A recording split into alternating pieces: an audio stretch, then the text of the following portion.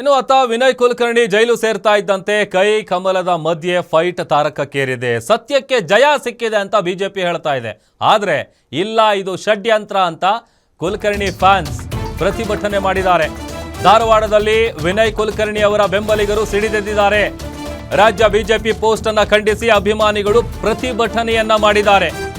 ಧಾರವಾಡದ ಕಲಾಭವನದಿಂದ ಪ್ರತಿಭಟನಾ ಮೆರವಣಿಗೆ ಕೂಡ ಮಾಡಿದ್ದಾರೆ.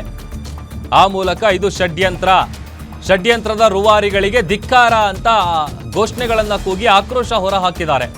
ಈ ವೇಳೆ ಪ್ರತಿಭಟನಾಕಾರರನ್ನ ಪೊಲೀಸರು ವಶಕ್ಕೆ ಪಡೆದಿದ್ದಾರೆ. ಇದು ತೀರ್ಪು ಹೊರ ಬರ್ತಾ ಇದ್ದಂತೆ ಆಗಿರುವಂತಹ ಬೆಳವಣಿಗೆ. ವಿನಯ್ ಕುಲಕರ್ಣಿ ಜೈಲು ಸೇರ್ತಾ ಇದ್ದಂತೆ ಕಾಂಗ್ರೆಸ್ ಬಿಜೆಪಿಯ ನಡುವೆ ಫೈಟ್ ನಡೀತಾ ಇದೆ. ಸತ್ಯಕ್ಕೆ ಸಿಕ್ಕಿರುವಂತ ಜಯ ಅಂತ ಬಿಜೆಪಿ ಹೇಳ್ತಾ ಇರೋದು.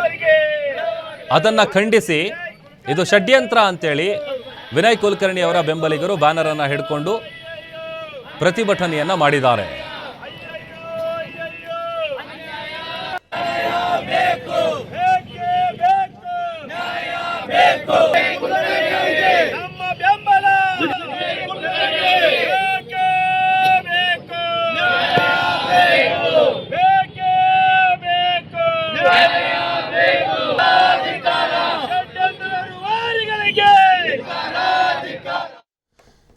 ಮತ್ತಷ್ಟು ಡೀಟೇಲ್ಸ್ ಕೊಡ್ತಾರೆ ನಮ್ಮ ಪ್ರತಿನಿಧಿ ಶ್ರೀಧರ್ ಮುಂಡರ್ಗಿ ದೂರವಾಣಿ ಸಂಪರ್ಕದಲ್ಲಿ ಜಾಯ್ನ್ ಆಗಿದ್ದಾರೆ. ಶ್ರೀಧರ್, ಒಂದ್ ಕಡೆ ಶಿಕ್ಷೆ ಆಗಿದೆ, ದೋಷಿ ಅಂತೇಳಿ ಕೋರ್ಟ್ ತೀರ್ಪನ್ನ ಕೊಟ್ಟಿದೆ.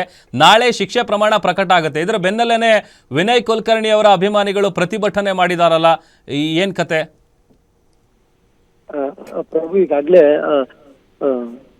ಜನಪ್ರತಿನಿಧಿ ಕೋರ್ಟಿಂದ ಈಗಾಗಲೇ ಶಿಕ್ಷೆ ಆಗಿರುವಂತದ್ದು. ಈಗಾಗಲೇ ಈ ನಿಟ್ಟಿನಲ್ಲಿ ಏನು ಶಾಸಕ ವಿನಯ್ ಕುಲಕರ್ಣಿ ಅವರು ದೋಷಿ ಅನ್ನೋದು ಈಗಾಗಲೇ ಗೊತ್ತಾಗಿರುವಂತದ್ದು. ಈ ನಿಟ್ಟಿನಲ್ಲಿ ರಾಜ್ಯ ಬಿಜೆಪಿ ಘಟಕದಿಂದ ಈಗಾಗಲೇ ಫೇಸ್ಬುಕ್ ನಲ್ಲಿ ಪೋಸ್ಟ್ ಅನ್ನ ಮಾಡಲಾಗಿದೆ. ವಿನಯ್ ಕುಲಕರ್ಣಿ ಅಪರಾಧಿ ಅನ್ನುವ ಒಂದು ಪೋಸ್ಟ್ ಅನ್ನ ಮಾಡಿರೋ ಮೂಲಕ ಈಗಾಗಲೇ ಇಲ್ಲಿನ ಅಂದ್ರೆ ಧಾರವಾಡದ ವಿನಯ್ ಕುಲಕರ್ಣಿ ಅಭಿಮಾನಿಗಳ ಬಗ್ಗೆ ಒಂದು ದೊಡ್ಡ ರೀತಿಯಾಗಿ ಶಾಕ್ ಅನ್ನ ಎದುರು ಮಾಡಿರುವಂತದ್ದು. ಯಾಕಂತಂದ್ರೆ ಅವರು ದೋಷಿ ಅಲ್ಲ ಅನ್ನೋ ಒಂದು ವಿಚಾರವನ್ನ ಮುಂದಿಡ್ತಾ ಬರ್ತಾ ಇದ್ರು. ಈ ನಿಟ್ಟಿನಲ್ಲಿ ಇವತ್ತು ದೋಷಿ ಅನ್ನೋದು ಯಾವಾಗ ಕನ್ಫರ್ಮ್ ಆಯ್ತು ಅವಾಗ ರಾಜ್ಯ ಬಿಜೆಪಿ ಘಟಕದಿಂದ ಫೇಸ್ಬುಕ್ ಪೋಸ್ಟ್ ಆಗುತ್ತೆ. ಆ ಒಂದು ಪೋಸ್ಟ್ ಅನ್ನ ವಿರೋಧಿಸಿ ಧಾರವಾಡದ ಕಲಾಭವನದಿಂದ ಜುಬ್ಲಿ ಸರ್ಕಲ್ ವರೆಗೂ ಒಂದು ಪಾದಯಾತ್ರೆ ಮೂಲಕ ರಾಜ್ಯ ಬಿಜೆಪಿಯ ವಿರುದ್ಧ ಪ್ರತಿಭಟನೆಯನ್ನ ಮಾಡಿದ್ರು. ಈ ಮೂಲಕ ಯಾವುದೇ ಕಾರಣಕ್ಕೂ ವಿನಯ್ ಕುಲಕರ್ಣಿ ಅವರು ಈ ಒಂದು ಪ್ರಕರಣದಲ್ಲಿ ಭಾಗಿಯಾಗಿಲ್ಲ. ಅಷ್ಟೇ ಅಲ್ಲದೆ ಅವರು ತಮ್ಮ ಶುದ್ಧವಾದ ಹಸ್ತೆಯಿಂದ ಬಂದಿರುವಂತದ್ದು. ಈ ನಿಟ್ಟಿನಲ್ಲಿ ಅವರು ಈ ಪ್ರಕರಣದಲ್ಲಿ ಯಾವುದೇ ರೀತಿಯಾಗಿ ಭಾಗಿಯಾಗಿಲ್ಲ ಅನ್ನೋದ್ರ ಮೂಲಕ,